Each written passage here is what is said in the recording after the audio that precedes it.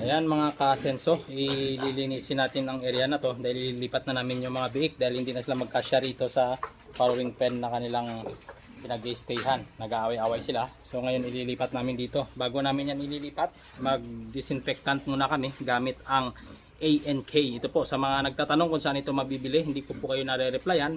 Puntahan po ninyo sa Shopee ang Envirolite Philippines. Envirolite Philippines po, may ano po sila, may shop po sila sa Shopee. Ito po. Ayan, maglilinis po tayo.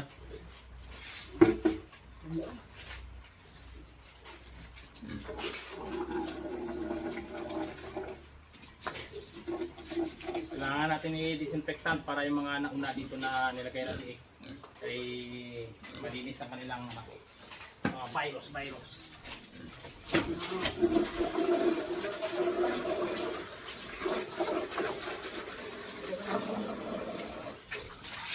So guys, disinfectant ito. ANK disinfectant. All purpose na po ito. All in one. Pwede po ito sa mga sugat ng inyong alagang baboy. Mabilis pong matuyo. O yung may mga pus or nana, pwede po ito gamitin. Dahil nasubukan na po namin, i-upload ko po yung video sa susunod na araw. Dahil nakuhanan ko ng video na meron pong nana yung leg ng aming baboy. Nesprehan ko lang. Sa loob lang ng 3 araw, natuyuin po.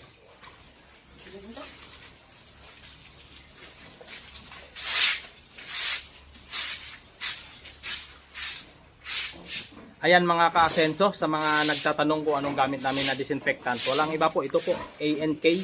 I-upload ko po sa inyo yung mga video na ginamit po namin ito sa paggamot ng nagkaroon ng nana, yung alaga naming inahin dito. At saka yung isa naming biik na nagkaroon ng maraming kagat ng lamok, rather guilt na po. Ito po sila. Ayan. Yan na ngayon wala na po sa lig na mamaga po dati yan. So ngayon magaling na. Lipat kami ng biik, lipat ng biik.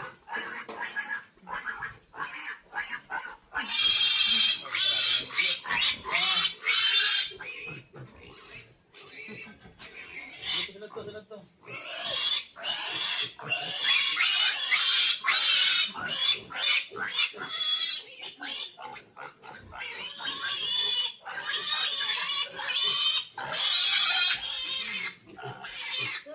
Panoorin.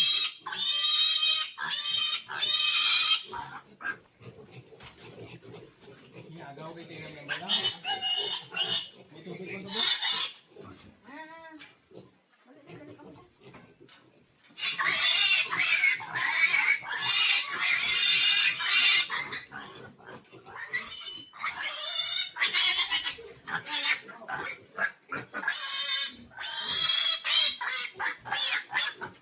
Bilhin mo dyan mo lang. Diyan lang talaga oh.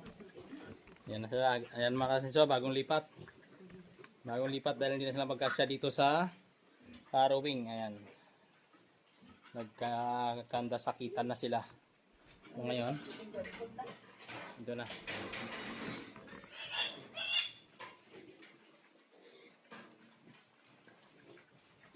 Balikan na dapat yung ano.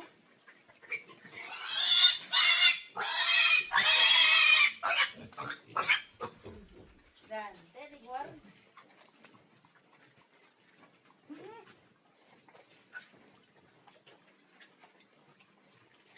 Ano?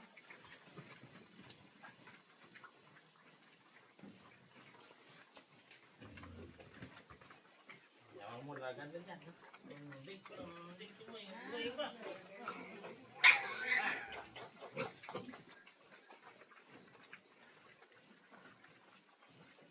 Ayan na guys ha.